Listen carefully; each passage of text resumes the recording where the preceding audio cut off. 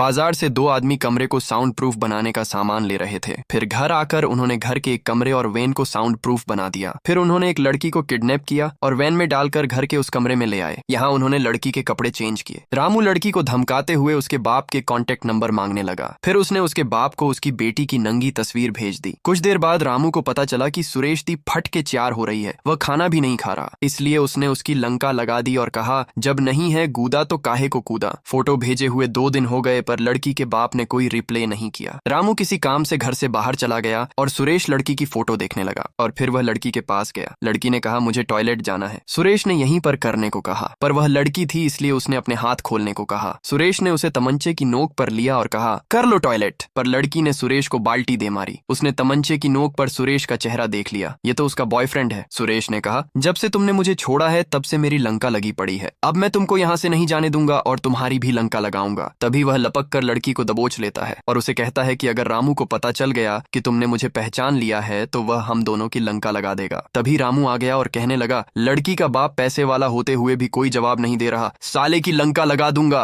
अब ये दोनों डिसाइड करते हैं कि लड़की का वीडियो बनाकर उसके बाप को भेजेंगे, शायद वह डर जाए। दोनों लड़की का वीडियो बनाने लगते हैं और रामू कहता है, काट दे कुतिया की उंगली। लेकिन तभी लड़की की फट के चार हो जाती है और वह जोर जोर से चिल्लाती है, पापा मैं जानती हूँ हमारे रिश्ते सही नहीं है, लेकिन अगर आपने मुझे नहीं बचाया तो ये मुझे मार देंगे। प्लीज कैसे भी करके मुझे यहाँ से बाहर निकालो। मैं 4 महीने से प्रेग्नेंट भी हूँ। अब प्रेगनेंसी की बात जानकर सुरेश टेंशन में आ गया। उसने रामू को कहा, लड़की के चेहरे पर दर्द चाहिए था, वह हमें मिल गया है। अब उंगली काटने की क्या जरूरत है। रामू मान जाता है। अब रामू उस वीडियो को उसके बाप के पास भेज देता है। फिर अगले दिन सुरेश लड़की को खाना खिलाने जाता है तो वह देखता है कि उस दिन की बकचोदी से जो तमंचा चला था उसकी गोली का एक कवर यहाँ पर पड़ा है। अगर उसे रामू ने देख लिया तो वो समझ जाएगा कि कुछ तो इनके बीच गोलमाल हुआ है। रामू आकर लड़की को खाना खिलाने लगता है। तभी उसकी चम्मच गिर जाती है और वह चम्मच गिरने का बहाना बनाकर उस कवर को भी उठा लेता है। इसके बाद वह गटर में जाकर उस कवर को उसमें बहा देता है, पर वह उसमें अटक जाता है और बाहर से रामू भी दरवाजा खोलने के लिए कह रहा था क्योंकि उसे भी सुसु करना था, इसलिए वह उसे बाहर निकालकर अपने मुंह में ले लेता है। इसके बाद रामू को किसी काम के चलते यहाँ से बाहर जाना था तो वह जाते हुए सुरेश को कहता है कि तुम उस लड़की का ध्यान रखना, मैं जल्दी वापस आ जाऊंगा। उसके जाने के बाद सुरेश लड़की के पास आकर उसे पूछता है कि तुमने झूठ क्यों बोला कि तुम प्रेग्नेंट हो। लड़की कहती है कि मैंने कोई झूठ नहीं बोला, मैं सच में प्रेग्नेंट हूँ और यह बच्चा किसी और का नहीं तुम्हारा ही है। सुरेश को यकीन नहीं होता और वह जाने लगता है तो वह कहती है कि यही तुम्हारी आदत है, हमेशा से ही तुम भागते रहे हो, इसलिए मैंने तुम्हें छोड़ा। एक बार मेरे पेट पर हाथ घुमाकर देखो, तुम्हें पता चल जाएगा। जब वह उसके पेट पर हाथ घुमाता है तो वह इमोशनल होकर समझ जाता है कि वह उसी का बेटा है। वह कहता है, तुमने मुझे बताया क्यों नहीं। तो उसने कहा, तुमने कभी भी अपनी जिम्मेदारियों को नहीं समझा, हमेशा बकचोदी करते रहे, इसलिए मैंने तुम्हें नहीं बताया। और जब मुझे तुम्हारी जरूरत थी तो तुम जेल चले गए। इसके बाद मैंने तुम्हें हमेशा हमेशा के लिए छोड़ दिया। लड़की ने पूछा, तुमने मुझे किडनैप क्यों किया है। उसने बताया कि जेल में मेरी मुलाकात रामू से हुई थी। उसने मुझे किसी अमीर लड़की को किडनैप करके उसके बाप से पैसे मांगने का प्लान बताया तो मैंने तुम्हारा नाम बता दिया क्योंकि मैं तुमसे बदला लेना चाहता था, क्योंकि तुम मुझे जेल में मिलने तक नहीं आई थी। फिर वह कहता है कि मुझे तो अब भी विश्वास नहीं है कि तुम प्रेग्नेंट हो। लड़की कहती है कि ठीक है, तुम्हें विश्वास नहीं हो रहा, पर एक बार तुम मेरे फोन में मेरी प्रेगनेंसी रिपोर्ट देख लो तो तुम्हें विश्वास हो जाएगा। लेकिन जब वह फोन में बैटरी डालने वाला था तभी उसके दिमाग में क्लिक हुआ कि ऐसे तो पुलिस को उनकी लोकेशन मिल जाएगी। तभी लड़की को उल्टी आने लगती है, इसलिए वह उसके हाथ खोल देता है। लेकिन फिर वह उसके साथ संभोग करने का प्रयास करता है तो लड़की उस पर हमला कर देती है और उसके हाथों में हथकड़ी लगाकर दरवाजा खोलने लगती है, पर दरवाजा बाहर से बंद था। तभी वह फोन लेकर पुलिस को बता देती है कि वह किडनैप हो चुकी है, लेकिन मुझे लोकेशन का पता नहीं है। तभी सुरेश अपनी हथकड़ी खोलकर लड़की को एक किक मारकर बेहोश कर देता है। इसके बाद वह उसे फिर से बेड पर लेटाकर बांध देता है। तभी रामू आ जाता है। वह कहता है कि लड़की का बाप हमें पैसे देने के लिए मान गया है, तुम वैन लेकर आओ, हम इसे लेकर अपने दूसरे अड्डे पर जाएंगे। सुरेश वैन लाने चला जाता है और उधर रामू लड़की को खोलने लगता है, लेकिन तभी उसे लड़की के पास फोन मिलता है। वह ऑन था। वह समझ जाता है कि जरूर इनके बीच कुछ न कुछ खिचड़ी पक रही है। वह उसे पूछता है कि तुम तो बंधी हुई थी, ये फोन कौन लेकर आया। उसने सुरेश का नाम लगा दिया। उसने पूछा कि तुम सुरेश का नाम कैसे जानती हो। उसने कहा कि जब हम संभोग कर रहे थे तो उसी ने अपना नाम मुझे बताया। अब इन्हीं बातचीत के दौरान रामू को दीवार के अंदर वह गोली का कवर मिल जाता है। अब वह समझ जाता है कि सुरेश उसे धोखा दे रहा है। उधर सुरेश को वेन में पड़े लड़की के बैग में उसकी प्रेगनेंसी रिपोर्ट मिलती है। वह समझ जाता है कि लड़की सच में प्रेग्नेंट है। अब सुरेश रामू के पास आता है तो रामू उसे तमंचे की नोक पर लेकर कहता है कि मुझे पता चल गया है कि तू मुझे धोखा दे रहा है। है। सुरेश कहता है कि अगर मैं तुम्हें धोखा ही देता तो मैं उसे लेकर कब का यहाँ से भाग जाता। इसके बाद ये लड़की को लेकर दूसरे जंगल में बने अपने अड्डे पर लेकर आते हैं। रामू कहता है लड़की के बाप से पैसे लेने के लिए तुम्हें भी मेरे साथ चलना होगा। इसके बाद रास्ते में रामू सुरेश को तमंचे की नोक पर लेकर कहता है मुझे पता चल गया है कि लड़की तुम्हारे बच्चे की माँ बनने वाली है और तुम अब भी उसे प्यार करते हो। लेकिन तभी सुरेश उस पर हमला कर देता है और वहां से भागने लगता है, लेकिन रामू उसे पीछे से गोली मार देता है और वह घायल होकर गिर जाता है। रामू उसके पीछे भी जाता है पर वह भाग गया था। इसके बाद रामू लड़की के बाप से पैसे लेकर वापस वहीं जाता है जहां पर उसने लड़की को बांध रखा था। जैसे ही वह लड़की को जहर का इंजेक्शन लगाने लगता है तभी पीछे से सुरेश आकर उसके सर पर जोरदार वार करता है, लेकिन वह फिर से खड़ा होकर सुरेश को तमंचा मार देता है। जब वह एक और तमंचा मारने लगता है तो लड़की उसे गिरा देती है और तमंचा सीधा सुरेश को मिल जाता है। वह उसे उठाकर तुरंत रामू को खर्च कर देता है। अब वह रामू के जेब से चाबी निकालकर लड़की को दे देता है। लड़की अपनी हथकड़ियां खोलती है। वह अब सुरेश को माफ कर चुकी थी, लेकिन तभी वह भी खर्च हो जाता है। लड़की अब पैसे लेती है और कहीं दूसरी जगह जाकर अपना स्टार्टअप चलाने की सोचती है, क्योंकि उसका बाप तो उसे प्यार करता ही नहीं था। उसने समाज में बदनामी के डर से किडनैपर को पैसे दिए थे।